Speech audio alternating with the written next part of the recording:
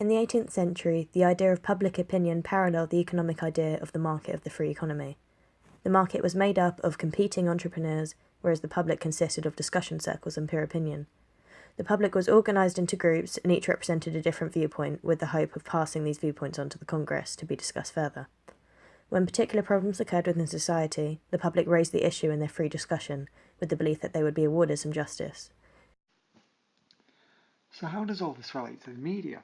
Public democracy is heavily dependent on the discussion of viewpoints before eventually one is chosen as the people's will and implemented. It would be natural to assume then that with mass media offering a more ready-made platform for these viewpoints to be heard, that this vision would come more and more to light. However, this arguably hasn't been the case. What has instead developed is the rise of the echo chamber phenomenon, when an individual surrounds themselves with groups who share their outlook on the world and select news stories and outlets which simply feed them ideas they already agree with.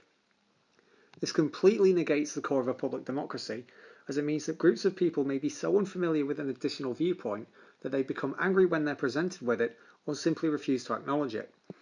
This is arguably down to how influential public relations figures have become in the mass society. As Mills himself states, manipulation becomes a problem whenever men have power but do not have authority. Public relations agencies are a huge part of political and commercial campaigning, as ideologies and corporations are locked in a seemingly never-ending contest to see who can best manipulate the public into following whatever agenda they're pushing. What the PR agencies try and do is use the mass media as a form of never-ending relay network for their clients' viewpoints, thus contributing to the echo chamber effect mentioned earlier. It denies the viewer a conflicting viewpoint, and by extension a chance to critically evaluate the issue being discussed. This helps those in influential positions pursue their ideas, safe in the knowledge that they can, at worst, make the public ambivalent towards them if they aren't manipulated into outright support.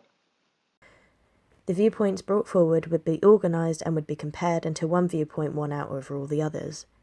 The independence of these viewpoints were a very important component in public opinion and democratic legitimation. However, issues in the 20th century are no longer decided by the public.